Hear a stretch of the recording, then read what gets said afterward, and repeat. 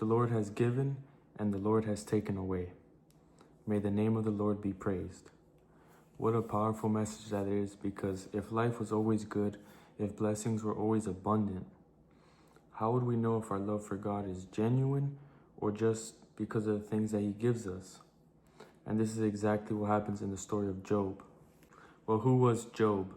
Well, Job lived in the land of Uz. It says that he was blameless and he was upright. He feared God and he shunned evil. He had many cattle. He had a big family. He was very wealthy, had a lot of property and servants. And then we go to heaven, where in heaven, God is bragging about his servant Job, how faithful he is, how he always puts him first. But Satan challenges God, and he says, Job only serves you because of the things that you give him, because he's so wealthy, because of all these blessings. Surely if you take away these things, he will curse you to your face. So God says, okay, you can test him, just do not harm his health. So then in one day, Job gets hit with wave after wave after wave. A messenger comes to him and says that raiders stole his oxen and his donkey. Then while that messenger's speaking, another one comes in and says that a fire burned all his sheep.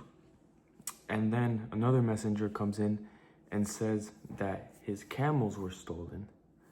And then another one comes in and says that there was a wind that came from the desert that blew down a house and it collapsed on all his children. Job is in shambles. He tears his robe, he shaves his head, and he falls to the ground, but he worships. And that's where he says, the Lord gave and the Lord has taken away. May the name of the Lord be praised. He's hurting, but he realized that everything good that he had came from the Lord. So God tells Satan, you've seen Job, he kept his integrity. And Satan says, okay, but if you were to harm his skin, his health, he would curse you. So then God says, okay, go ahead, but do not take his life. Do not kill him. So then Job is covered from head to toe in boils. He's in agony. He's scratching himself. And his wife tells him, Job, why do you keep your integrity? Curse God. Do you not see what he's done to you? And Job says, shall we accept good from God, but not trouble? Job isn't pretending he's okay. He just knows that you can't just have faith in God when things are good, but when things are bad, you can't just throw them away. Sometimes we think faith is never being confused, never hurting, never asking questions, but Job shows us the complete opposite. In most of this story, he's angry with God, he's confused, he's wondering, why was I ever born? He's wondering why God is so distant, and he's taking this to God. That's the difference.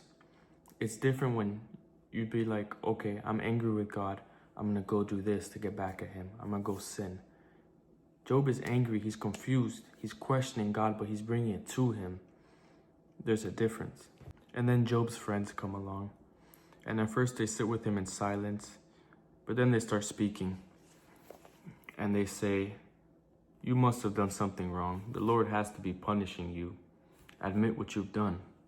Well, the thing is, Job didn't do anything wrong.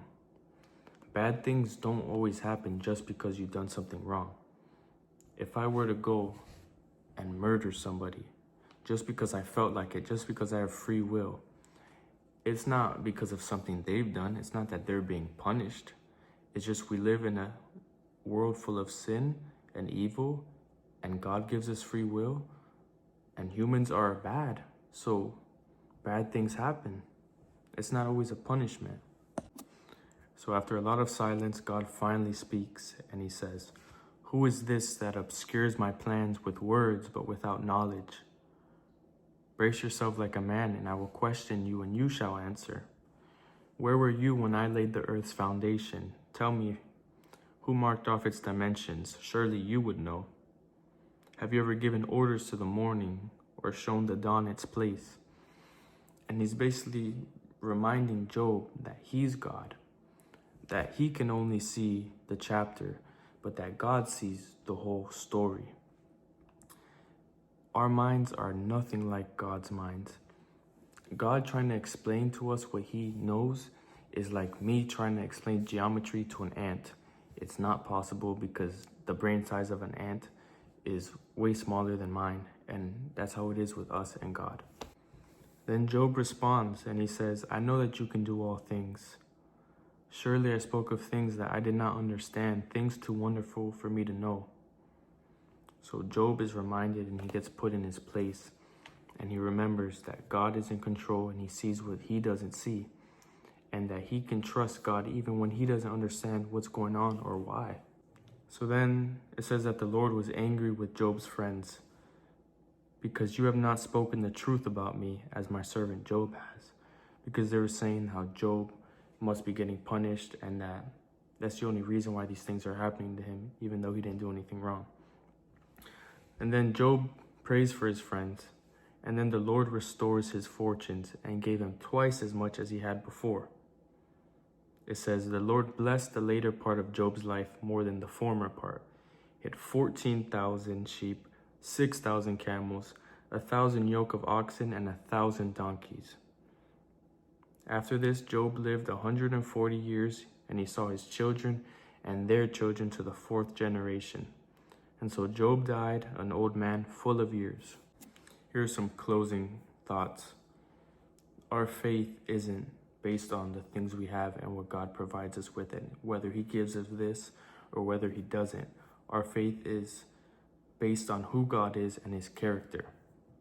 Secondly, it's okay to wrestle with God. It's okay to be frustrated and confused and wonder why, as long as you're bringing it to him and you're not going farther away from him because of it.